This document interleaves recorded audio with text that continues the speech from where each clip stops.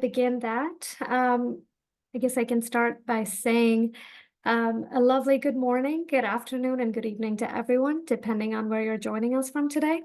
And welcome to all, and thank you for joining today's panel discussion, Preserving the Scholarly Record, Special Digitization Projects at the University of Pennsylvania Press, Princeton University Press, Gorgias Press, and de Gruyter. Before I introduce our moderator for today, I would like to cover a few housekeeping topics. Today's webinar is being recorded. We will be able to share a link with you after the event is complete, and you are more than welcome to share it with your colleagues who may have missed today's session.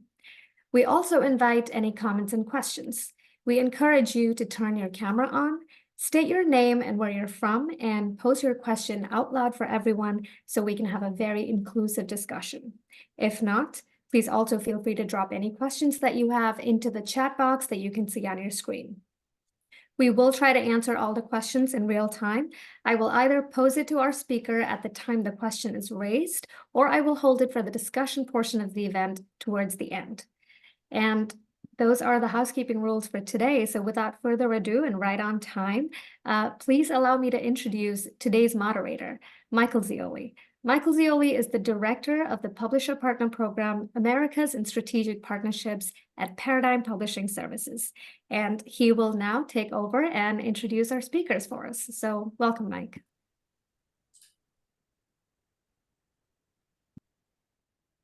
Mike, you're on mute, unfortunately. Unmute. I'm told by a lot of people they prefer me on mute. But anyway, I see we're up to 35 participants, but we're expecting something closer to 100, so I'm reluctant to move too quickly here. Thanks to everyone for joining us again in one of our conversations with our publisher partners. We're taking a different journey today. Normally we have sort of a conversation. Gruyter about. Charlie, was that you? I think, Charlie, you're so disruptive at Dartmouth. Welcome, good to see you, by the way. Today we're taking a slightly different approach in that normally we just try to have a conversation and connect our publishers and librarians. Today we want to talk about a wide variety of digitization projects, which will be best served, I think, by PowerPoint presentations.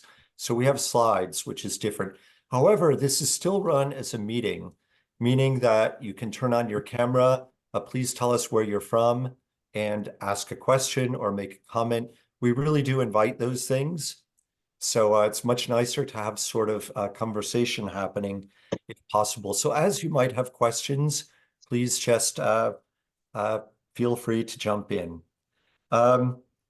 We have four presses here. Princeton University Press will be talking about the A.W. Mellon Lectures in the Fine Arts, which is in part in my hometown, Washington, D.C., here next to American University. Then we have the University of Pennsylvania talking to us about their founder and the founder of the American Philosophical Society, Benjamin Franklin, and the 200 plus years of content that they're digitizing for the first time now. We have George Kiraz, who's digitizing the Library of Alexandria, or, well, something in that direction, but Syriac and Middle Eastern texts, which is very fascinating. And my own colleague from de Gruyter, Saskia Wenzel, who, had she been born a couple of years earlier, would actually be an East German, but she's just a German, talking about an East German publisher, an STM publisher, and why should that be important to us today? So a wide variety of topics. I think it will be fascinating. And this is the last you'll hear from me unless moderation is needed. So we're going to pass this off first to Paige from Princeton, and I'm going to share my screen now. I've got all of the slides here. And go into show mode. There. Paige, the floor is yours. Yes, thank you. Hi, I'm Paige Clooney. I'm the Digital Partnerships Manager at Princeton University Press. very excited to be here. Academic libraries are such great supporters of the important work of university presses, and it's so nice and unusual to have the opportunity to meet and talk with you directly. So thank you to De Gruyter for facilitating that. Next slide, please.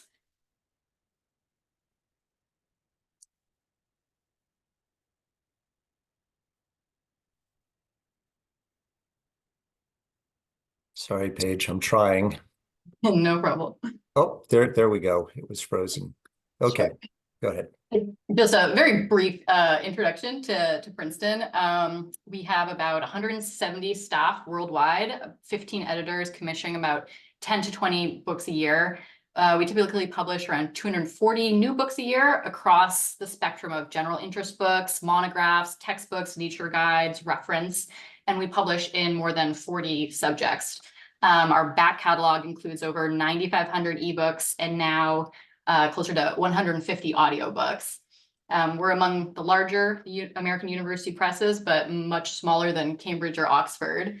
And we're very intentionally global in our thinking and commissioning and publishing.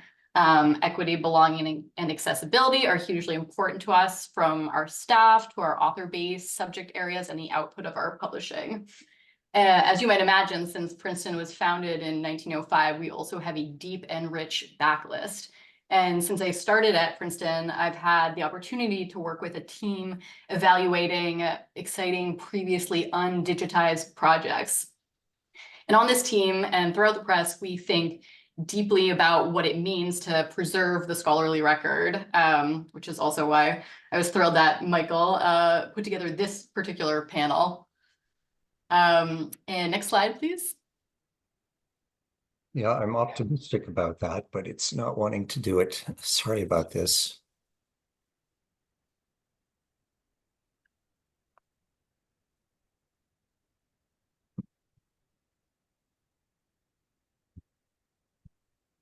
Okay, sorry, Paige. No problem. So Princeton has undertaken several backlist digitization projects, but the one that I'm going to talk about today is the A.W. Mellon Lectures in the Fine Arts series. These lectures have been delivered annually since 1952 at the National Gallery of Art in DC. And publication was always an essential part of the vision for the Mellon Lectures. So a relationship was established with the National Gallery. And in 1967, Princeton acquired the rights to publish the volumes from the lectures and is still the publishing home for the series. This lecture series features some of the most important art historians from the 20th century and today. We're looking at the 1952 to 2022 collection because this is an ongoing lecture series and a new volume is published each year. I'll just back up and say, in 2021, the Ivy Plus Art and Architecture group of librarians sent an email advocating for ebook publishing in the visual arts. During COVID, it was very difficult to provide print or digital access to important scholarly works for the art and art history patrons. And this was true for the out-of-print materials that they couldn't circulate outside of the reading rooms during COVID. And so, as we all realize the importance of digital access during COVID, it was particularly salient for the art subject librarians because of the historical difficulty and challenges of making art titles available digitally, navigating problematic permissions and right restrictions. So, when we receive emails like that, we take it seriously and took a look at this a premier collection of titles that we had to work with and that we could make available digitally. There are 46 titles in that 1952 to 2022 collection. 26 of them had been out of print for many years, and only 7 of the 46 had ever been available digitally. So thus began the work of many departments. The heavy lifting of our intellectual property department, acquiring the rights back for these out-of-print titles, and making sure we acquired world rights as well. sourcing these long out of print texts, making sure we had a very high quality and most up-to-date version of the books. And also ensuring that, we weren't just going to send out these titles for a scan and call it a day. We made sure we had really quality metadata to go out as well, updating by-second thema codes, freshening the copy, and just making sure that the titles had all of those, desirable metadata components. Accessibility was also a really important element to our new digitization efforts. So ensuring that there was alt text and fully accessible ebooks were being produced for these volumes as well. So I won't belabor the many details and all of the work and time that went into it, but we were successful. And next slide, Michael. Yeah, it's the usual thing. I wonder if it's the size of the deck.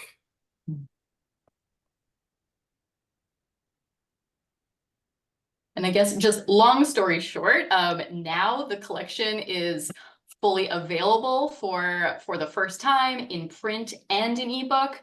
And the volumes may be purchased individually or as a collection. They're available in web PDF and EPUB 3, fully compliant WCAG features and compatible with assistive and adaptive technologies, and the image descriptions for readers as well. So excited to have some of our best-selling print volumes that are finally available digitally and with world rights, such as H. Gombrich's Art and Illusion, Kenneth Clark's The Nude. And the next slide, please.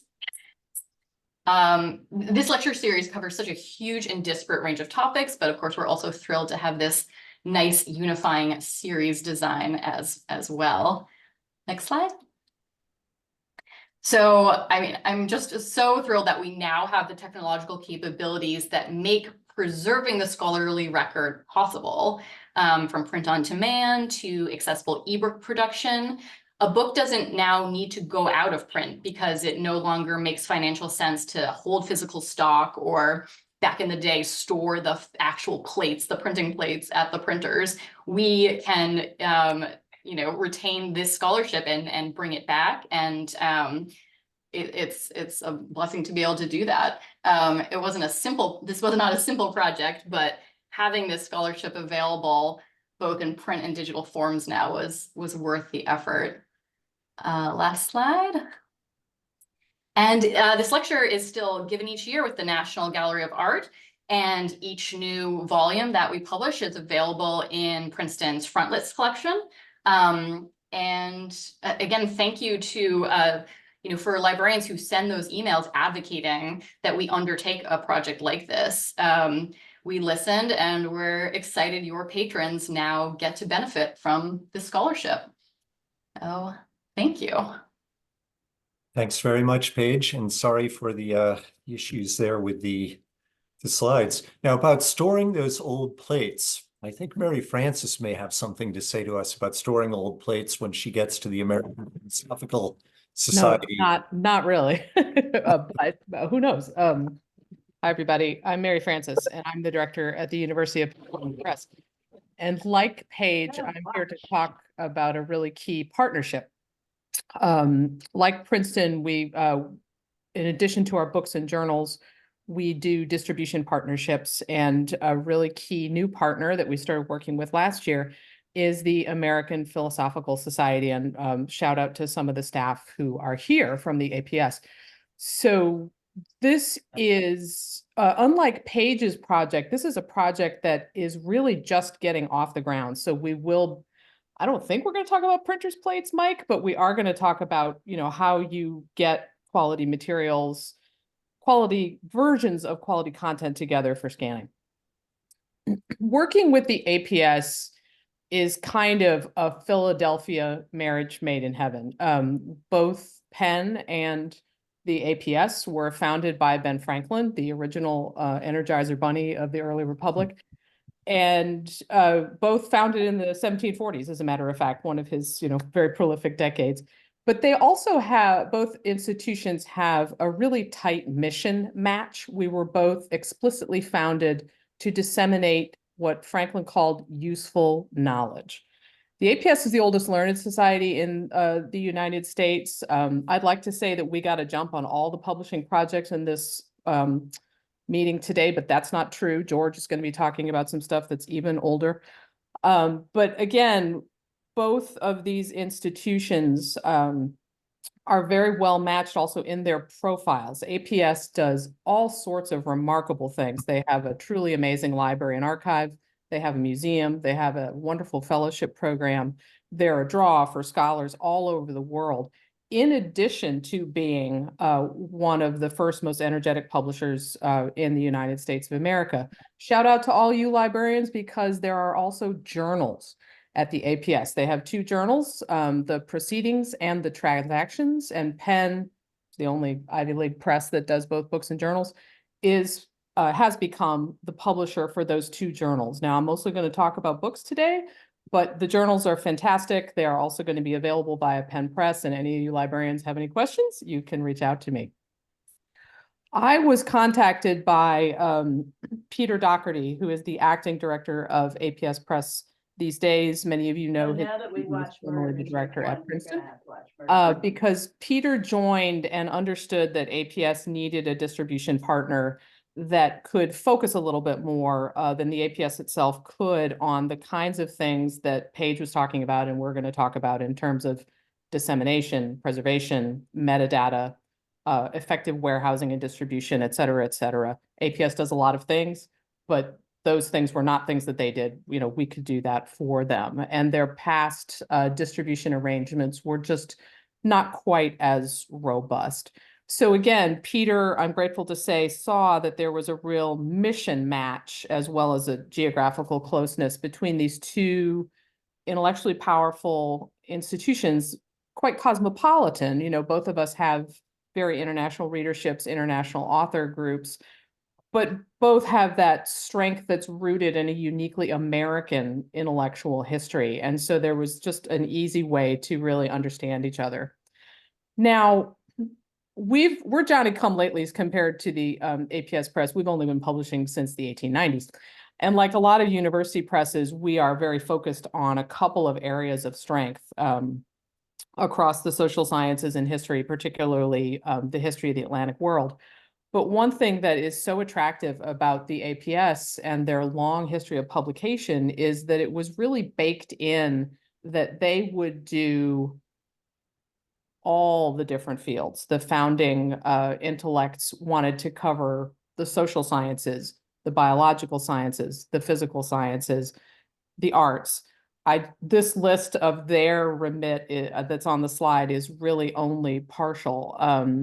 It's really quite impressive. And the individual authors are pretty impressive too. Not just the founding fathers, of course, who we all know, people like Thomas Paine, Alexander Hamilton, Ben himself, Thomas Jefferson, all worked with the APS, but also the sort of founding fathers and mothers of many of the disciplines that they work in. So as you go through the history of who has worked with the APS, you run into names like Charles and Erasmus Darwin, John Dewey, John Stuart Mill, Margaret Mead and Franz Boas, Robert Oppenheimer, Louis Pasteur. There are a lot of really stellar names whose collaboration with the APS has been kind of hidden in recent years because they weren't available in modern formats. And there's also a lot of lesser known gems that I think this collaboration is going to uncover. So for example, our colleague John Rapetti, who I believe is on this call, has been doing a lot of research into the out of print backlist and found things like a treatise on ornithology from the 19th century by a woman named Elsa Gerdrum Allen, a founding mother of ornithology in North America. And of course, ornithologists are very committed readers. So there's a lot there that is going to come forth out of this collaboration. Now, to me, one thing that's really important about this is also that, especially for this scientific material, it's sort of gone from being the new thing in the 18th century or 19th century to being primary source material. So for a historian of science, for example, or a historian of a discipline like anthropology, this stuff is primary source material. It's some of the first work published in North America on some of these topics. And so it's very valuable, but it's also really key that we pay attention to how it's framed as it returns to circulation, because of course, what's new and hot in 18th century science is no longer new and hot. And of course, in some of the social sciences, the way discovery or even discussion of the focus of a study, this is particularly true for things like Indigenous studies, our standards have changed and our intellectual frameworks have changed. And so we're going to work with the APS to bring some of this material back with new front and back matter that helps place it in a more contemporary context. You know, Penn Press has also done a lot of publishing on Indigenous peoples of North America. And of course, our standards have changed and how we approach that material. So that's going to be really, really important for bringing this back successfully. Now, the nitty-gritty of bringing it back, and this is my third slide, has been exciting. I'm envious, Paige, of the degree to which, you know, you had a way of just sort of going in there and saying, okay, 1952 to 2022, no problem. Right now, we are working on a phase one of about 700 titles that we are pretty sure are technically in print for the APS. Now, one thing that's pretty exciting about this is that there have never been ebooks of any of these. And so the fact that working with Gruyter is going to enable us to have not just the files that will enable new printings, if there's a desire for that, but this will be the first go around for ebooks for any of these books. And this, of course, enables new digital preservation as well, which is going to be, I know, very important to you library folks. We know that there will be a next phase, possibly several next phases, because there are a lot of out-of-print APS titles. We actually aren't even sure exactly how many there are. We have, again, our colleague John Rapetti doing some research into this, using various sources, the APS's own archive, the Library of Congress records, and so on, to try and figure out how many out-of-print APS titles can come back in phase two. We are not looking at printer's plates, Mike, but we are having to think about where can we source a scannable or usable copy of some of this material. We do have, you know, copies of most of the stuff that's still in print, but with the out-of-print stuff, you are getting into the territory where we might be looking at individual items that belong in an archive, you know, because they're a rare book, so to speak. So we're going to have to work with Saskia and Daniello and the rest of that team in Germany to figure out how the phase two will get effectively scanned so that we can have those digital copies available. So for those of you librarians who are in touch with the De Gruyter team and you're hearing about the phase one of the imprint titles, get excited because there'll probably be a phase two and there may even be a phase three, depending on how long the work takes. And yes, indeed, are we ever working on that metadata? The metadata has been really, really, really interesting. And the APS people are probably rolling their eyes that I didn't choose other adjectives. Let's just say that, you know, metadata standards in the 18th century were not what they are today. And along the way, there were various tactical pivots by the APS that made creating uniform metadata part of the challenge. But my colleague Lily Simmons here at Penn Press, who is our metadata manager, I have to say has been doing a bang-up job with that, with a lot of input from the De Gruyter team, but also from librarians. So thank you, librarians, for helping us with this. This is, in some ways, one of the most important aspects of this particular project is getting that metadata right and usable so that this amazing sort of set of hidden gems will once again be visible and usable for the rest of the world. I love this project and I love Paige's project, and I think George's project is amazing. And what Saskia was telling me the other day about East German science was way more fascinating than I thought was even possible. So if there are no questions, I'm going to pass the talking stick on to George. Thank you, Mary. And here once again, we're stuck. Sorry, George, just give me 1 second.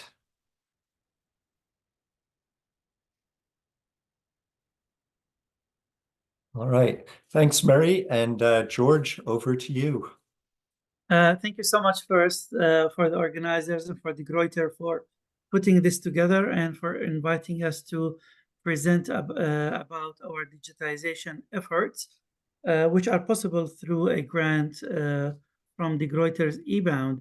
My name is George Kiraz. I'm the co-founder of Gorgias Press. I am a senior research associate at the Institute for Advanced Study in Princeton, and I teach Syriac at Princeton University. So you're hearing Syriac all over, and the collection is mostly about Syriac, but it doesn't mean it's all in the Syriac language. We'll talk about that. So first, a bit about the press. Gorgias Press was established in 2001, oddly, as a result of the .com crash. And we publish about 50 or so books a year now. We didn't then. We are a very small publishing house in comparison with Princeton and Penn. We're under 10 employees, but I'm proud to say that we are one of the very few private presses that act like a university press. Most our books, are the sort of monographs that the lay people out there may not want to read, but that's what kind of makes Gorgias supporting young scholars who don't have an avenue or publishing avenue elsewhere sometimes. Now, a bit about the collection. You will see a picture on the next slide of a very young boy. And that's my memoirs and a picture of the first kind of collection that I started putting together, gathering books on Syriac studies. This is in Bethlehem in the late 1970s, early 1980s. And from this humble collection grew a larger collection about Syriac studies. And currently, it's probably one of the largest, if not the largest, privately held collections.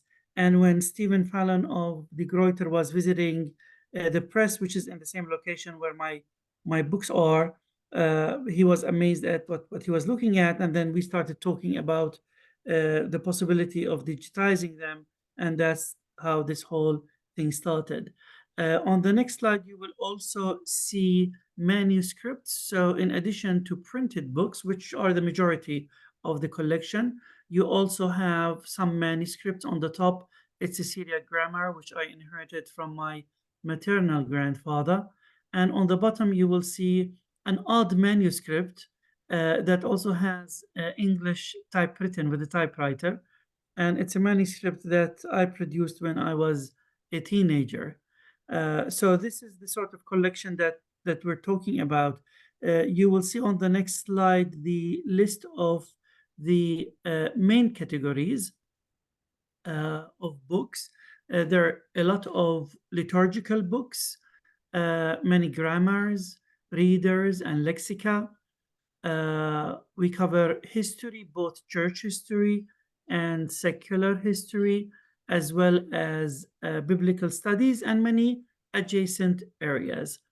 For example, one of the things that the library holds that's difficult to find elsewhere is a collection of calendars, Syriac calendars from different clubs and organizations and churches and whatnot. So you also will see you're seeing about 1/3 of the size of the library in the picture. And also you will see the scanning machine that the Gruyter provided us, and one of the staff members who are digitizing books. As soon as we digitize things, you will see them on our online catalog, which is on the next slide. And we have a tag that says this book is with the Gruyter e-bound. So when I took the screenshot, it was 410 books, and it probably grew last week. But you can easily see which books have already been digitized. In terms of what we plan to do to make them available, with regards to circulation, which is on the next slide, we plan to make the books available as ebooks through the Gruyter as open access. So libraries will have access to these things that really contain a lot of books by defunct Middle Eastern publishers. So it's not even possible to go and buy this book if you want to buy these books. Also through POD, we will make them available through Gorgias Press, because there are always people who would like, the paper way of things. In addition to that, through the Syriac Institute, we have a project to build a corpus of Syriac. Currently, this online corpus has 16 million words. We're going to OCR these books and add them to this corpus, and we're estimating that we might add between 3 to 5 million words to this 16 million word corpus. I'm going to show you on the next slide one of the earliest publications, not in the collection, but one of the earliest publications, as you can see on the title page, from College Point, New York. That means earliest American publications of the Syriac immigrant communities. This is from 1914. It's called Taklab. Taklab is basically the T, K, L, and B are Syriac letters that stand for the number 532, which is a combination of the lunar and solar cycles, and every 532 the cycle repeats itself. And you will see a table on the next slide that gives the dates of Easter, when Lent starts, on which day Christmas occurs, and so on and so forth, from 1690 for the next 532 years, and then the table will repeat itself. If you will also see on the next slide a bunch of text that could appear to you it's all Syriac, but it's not all Syriac, although it's all in the Syriac characters. So on the left page, you see a homily attributed to George of the Arabs, a figure from the 8th century, who supposedly wrote this poem on the calculations of various astronomical things, including the date of Easter, how to calculate leap year, for example.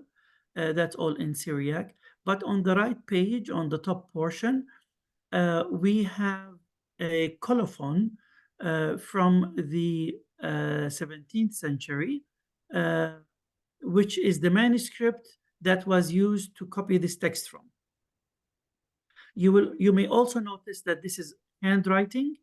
The immigrants used to print in using lithography because they didn't have print type or access to print type. So in addition to making this material available for scholars to study the content, scholars also can use it for anthropological research to study these communities that produce these books and these manuscripts. So we said that the right top part is in Arabic and the bottom one is in Ottoman Turkish, because the immigrants who came here were mostly coming from Turkish speaking areas, and that was their mother tongue. Now, just to conclude about metadata, like Mary just concluded with metadata, it's always the biggest nightmare of a digitization project. And here we have the additional challenge that we are dealing with many languages, Syriac, Arabic, Turkish, and sometimes the Arabic is not in the Arabic script, it's in the Syriac script. The Turkish is not always in the Turkish script. We also have some material in Malayalam. So that is a bit of a challenge because we need to source out people who can read all these languages. And the way we're going to go about it is to give them access to the digital raw files. And then this way we can get people from all over the world. This is actually how Gorgias Press works. Most of our employees are all over the world. And this is how you can get the best employees. You don't limit yourself to a specific location. So we are hoping that by the end of the first year of our grant, which is the summer, to have about somewhere between 750 to 1,000 books done, and of course more the following year. And as soon as we make them available, they will start trickling into the Gruyter portal for ebooks. Thank you so much. Thanks very much, George. That's amazing. And again, they're open access. So although they'll be trickling into the De Gruyter portal, they'll be available, freely available. And I just forgot one little thing on the bottom corner. This is how George of the Arabs calculated leap year. So if you want to know from that homily that I showed you how you want to calculate leap year for 2024, which indeed is a leap year, you got the algorithm there. Leap year is hard. I'm lost in translation here, I have to say. When you have February 29th. Thank you very much, George. Let's move on to my colleague Saskia Wenzel about the publishing in STM in the GDR. Again, as Mary said, we have more new and hot topics from an earlier period. Saskia, are you there? Yes, I am. Hi.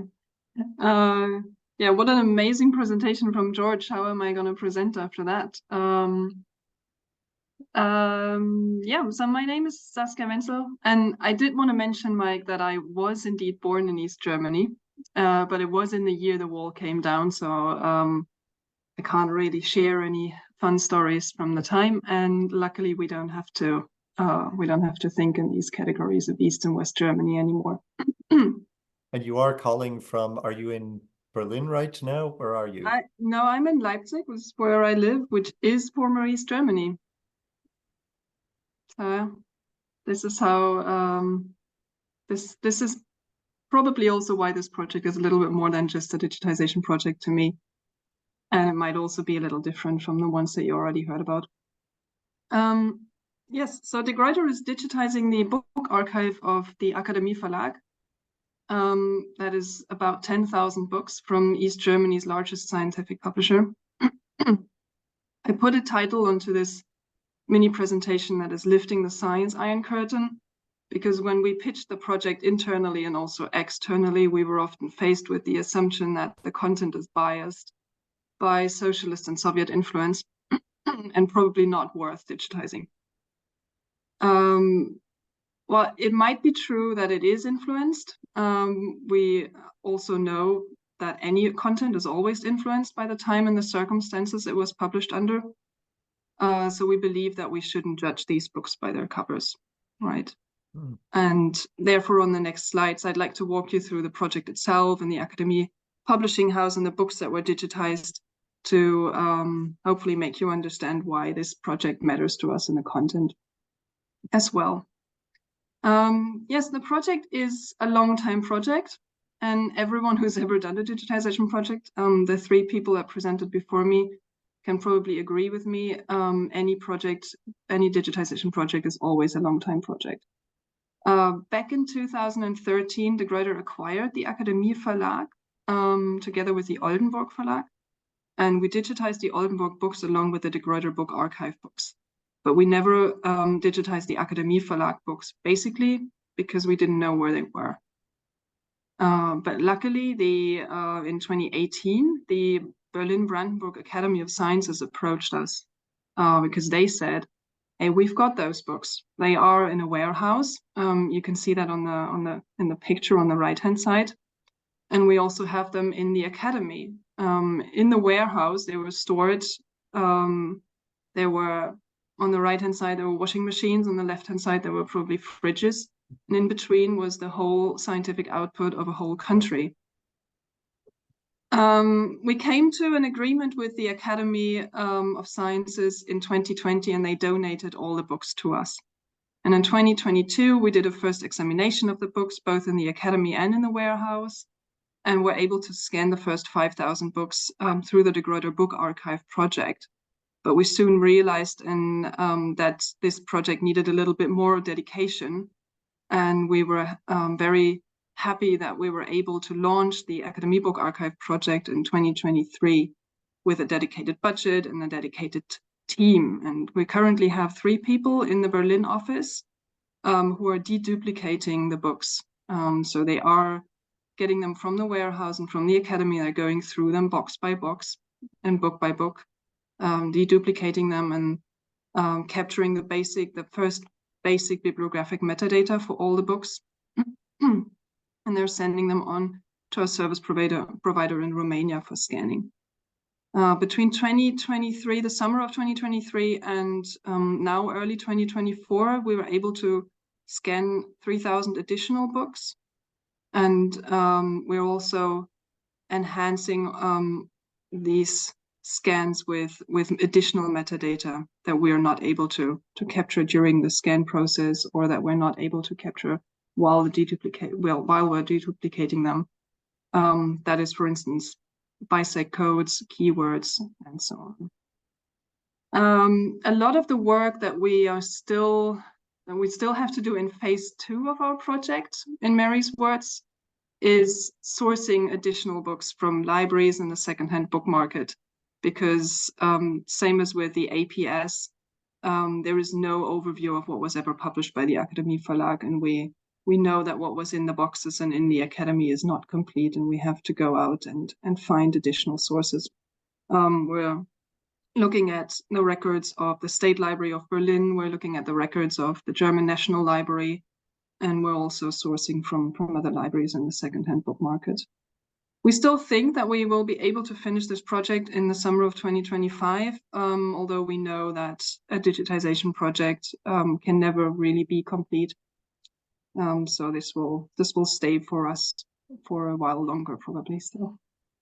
Next slide, please. To understand the Akademie Verlag better, you have to believe, I believe that you have to go back in time a little bit. On the logo of the Akademie Verlag, you see Leibniz, the philosopher, his face, and his motto, Theoria cum praxi, which is theory together with practice. Leibniz founded one of the first academies of sciences in Germany, the Kurfürstlich-Brandenburgische Sozietät der Wissenschaften. We always go with long names for our academies of sciences. And his motto is actually, I had to smile a little bit because it's very similar to Benjamin Franklin's useful knowledge motto, because Leibniz considered every research to have practical value, and that there shouldn't be any research only for knowledge's own sake. This also had a reason, because in Leibniz's time, Europe was war-torn and improvement of health and living was much needed. And so science was supposed to help with that. The academy later turned into the Prussian Academy of Sciences. Members included the Grimm brothers, Alexander von Humboldt, Albert Einstein, Max Planck, and others. And some of these members had actually also published with de Gruyter, or better said, with one of the publishing houses that were merged together by Walter de Gruyter in 1919, which shows again how closely linked the history of the Akademie Verlag is with de Gruyter's own history. Well, then came World War II, and as a consequence, Germany was divided into the West and the Socialist East under the influence of the Soviet Union. And Germany, in particular Berlin, lay in ruins. Can we go back to the slide before that? Thanks. Many of the cooperations and boundaries in the research community were divided up as well. And the Prussian Academy of Sciences ceased to exist, and the German Academy of Sciences was founded in East Berlin. which then also resulted in the foundation of the Akademie Verlag as part of the Academy of Sciences in 1946. Leibniz's motto was probably also still very true in the founding years of the Akademie Verlag, because things had to be rebuilt. And again, science was supposed to help with that. And that's why they chose Leibniz's head and his motto, Theoria cum Praxi, as the logo of the Akademie Verlag. Next slide. The Akademie Verlag was once called the Mercedes of the East German scientific publishers. And some of the works and authors on this slide actually speak for this title. Renowned works of the Akademie Verlag include the Leibniz edition, which includes all written works of Leibniz, and also very famous dictionaries and for German, Old High German, and Ancient Egyptian. The Ancient Egyptian one's actually shown on the picture on the right-hand side too. Other renowned authors include Margaret Mackison Green, whose books we found in one of the books in one of the boxes.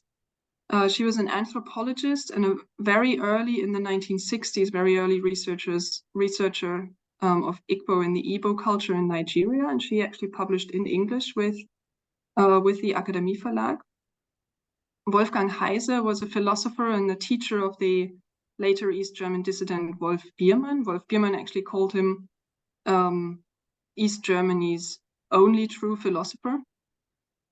Max Schönwetter, another ornithologist, also maybe known to the APS, who knows. He published a publication of all at his time known eggs, birds' eggs, and had a collection of 20,000 eggs from 4,000 species that still exists, still at the University of Halle. Wolfgang Gleisberg was an astronomer and researcher of sunspots. We found out that there is an 80 to 90 year cycle in the sun that is still named after him. And Ernst Grumach, an East German editor of Goethe's and Aristotle's works, who is also the founder of the journal Katmos, which is still published by the Gruyter today. A lot of these books are very valuable primary sources. In fact, a lot of the books were so renowned that the publisher sold licenses to West German publishers, and in later years turned this into an actual business model in order to get foreign currency into the country.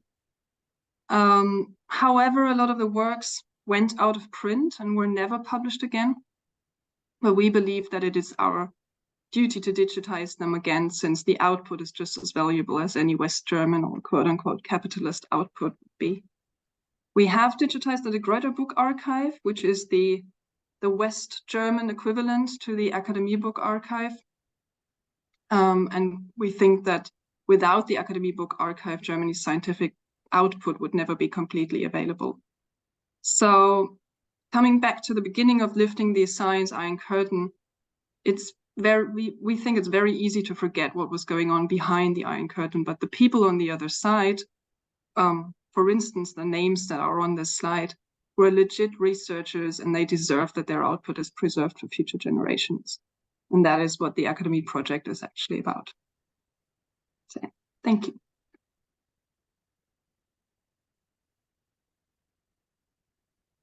Well, there. Thank you, Saskia. That was fantastic. I don't know. I'd really like to open this to the floor now. I've got a list of my own questions here, but these are such widely varying projects of very interesting content. Can I turn this over to one of our librarians or another publisher attending, or should I jump in with my own questions?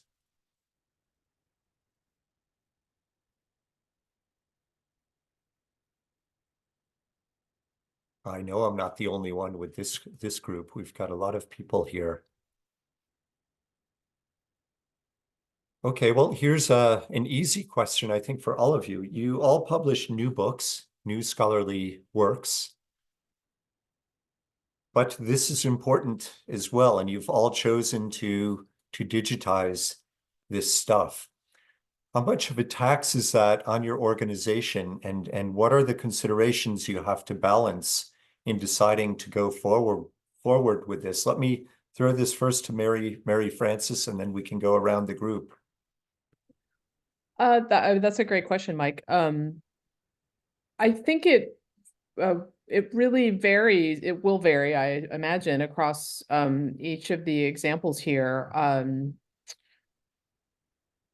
It depends on what your partner's capability is, and so with the APS, for example, they have been able to put certain resources at our disposal that we wouldn't have on our own. I mentioned the research that's been done by John Rapetti, and we've gotten a huge amount of help from the APS library, Dave Gary and his colleagues.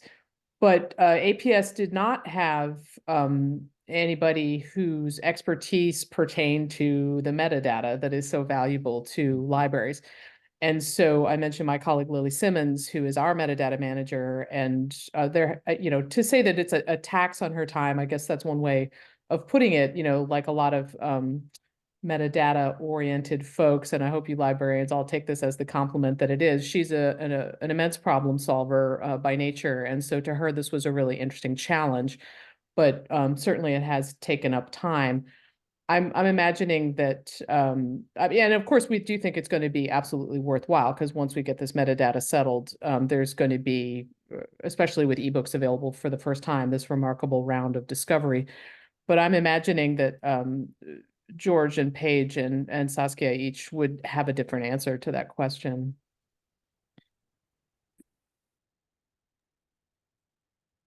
Yeah, I mean, at Princeton, it was really a lift across numerous departments, because we knew this all had to work together with our print production department, our ebook production department, the intellectual properties department. I mean, it's really, when you're going back through an older undigitized collection, it's untangling the web of past decisions that were made, either contractually or production wise.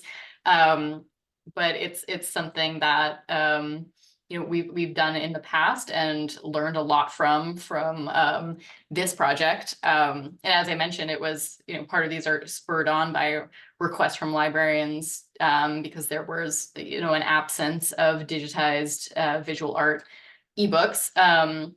And so, I mean, we're just responding to that, and hopefully we'll see that it is worth it for scholars to have this. If I could build on this, I'm wondering about Mary, you talked about context, and I think that's an issue for all of you, to provide not just the metadata, which I imagine you're relying on to some degree on the libraries where you are to get help with that, although I could be wrong, but also the context and the scholarly apparatus. So, and this is true for the Akademie Verlag also, to give it a new preface, setting a context for the work. How do you get that done? Maybe, George, I can start with you with that question. George, you're on mute. Yes. Thank you very much. Yes, indeed, this is a challenge. It requires everybody kind of pulling their energies together.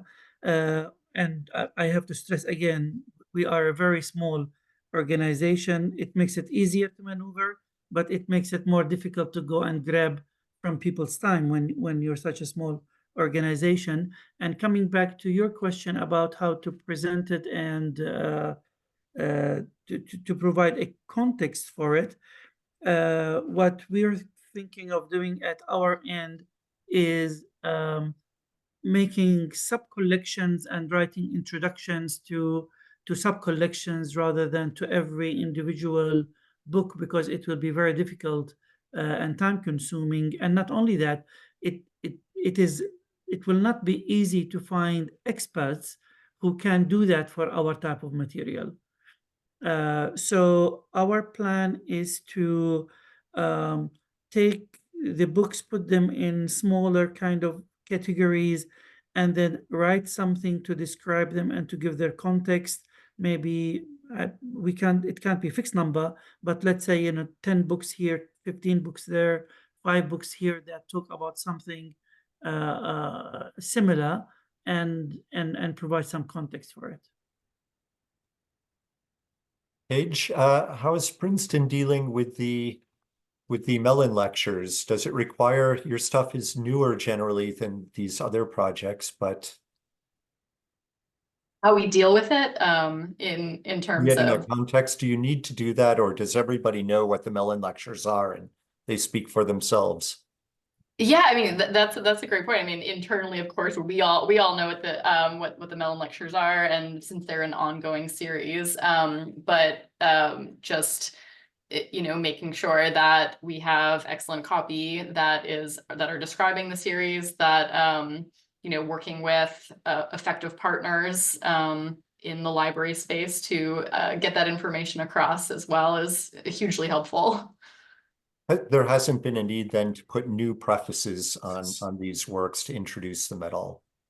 Not new prefaces. We have kind of disclaimers about needing to make some alterations based on historic choices, but nothing totally new.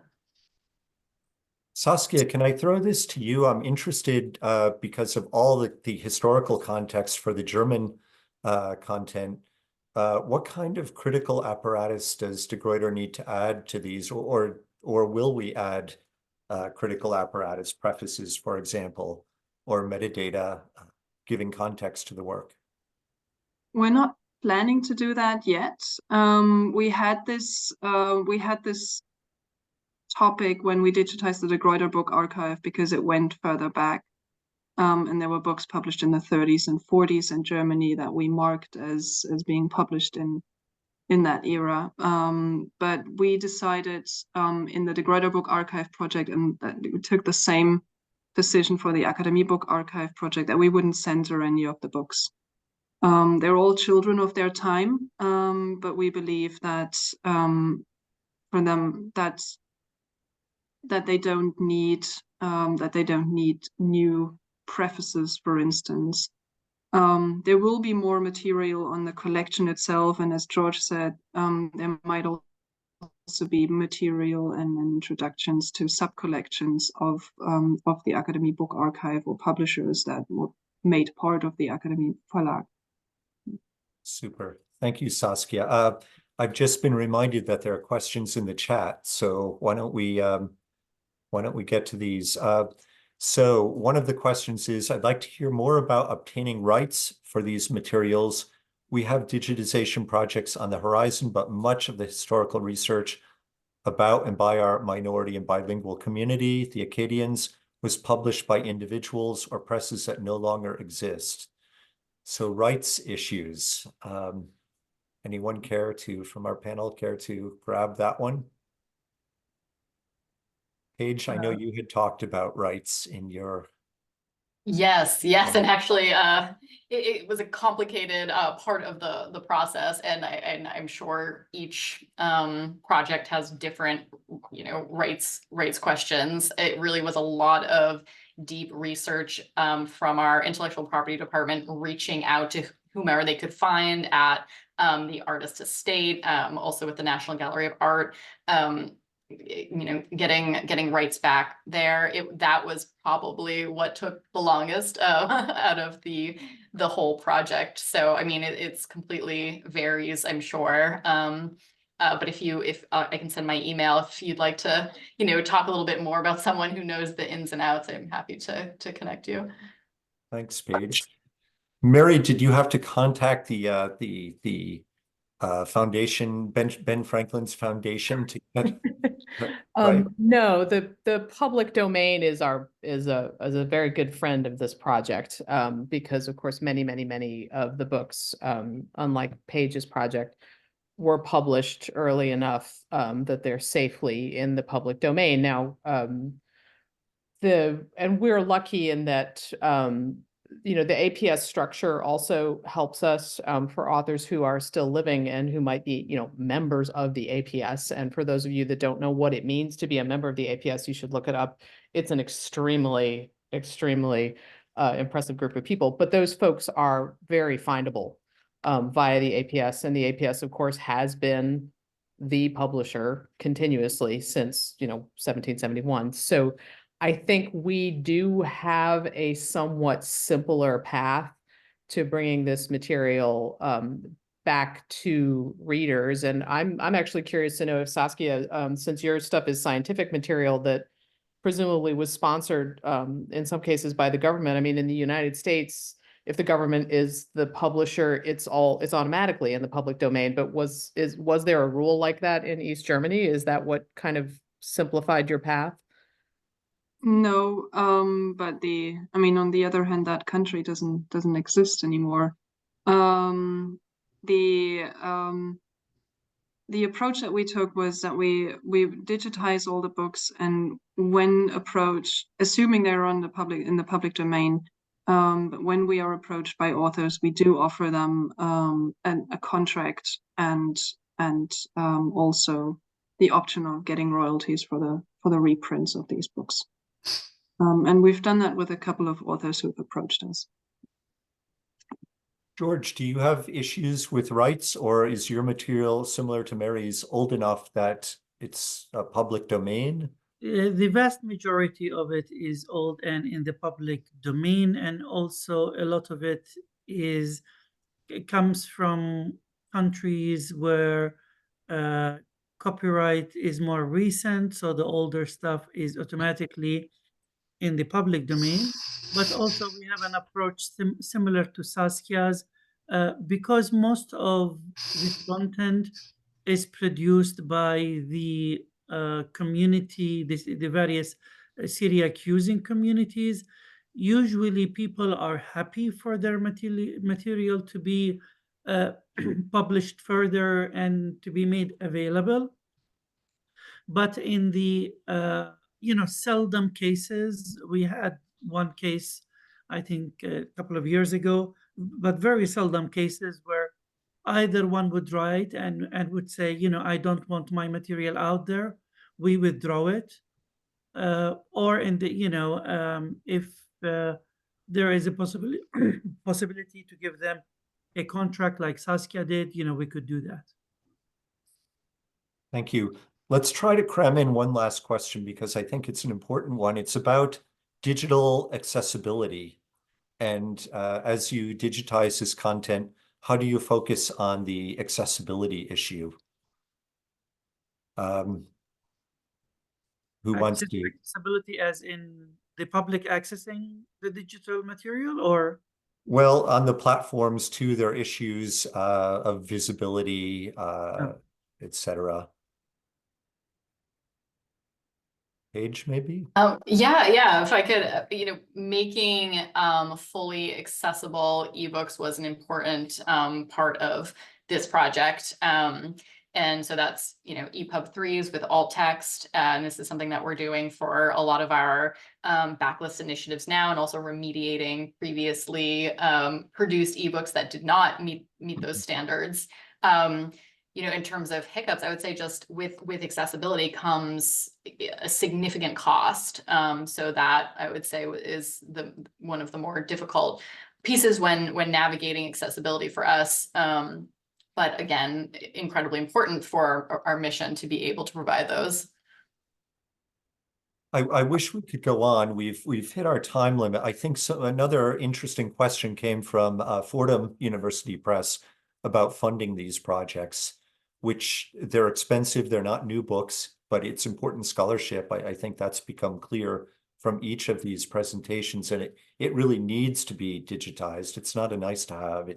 This is essential material, primary material. But that will have to wait for another webinar. I wish we could have an audible applause for our panel, but thank you very much for your presentations today. Thank you everyone for attending. And I hope you'll join our next webinar in about a month, which is the Grande Dame of Publishing. some of the early women pioneers in founding publishing companies. Thank you very much. Thank you.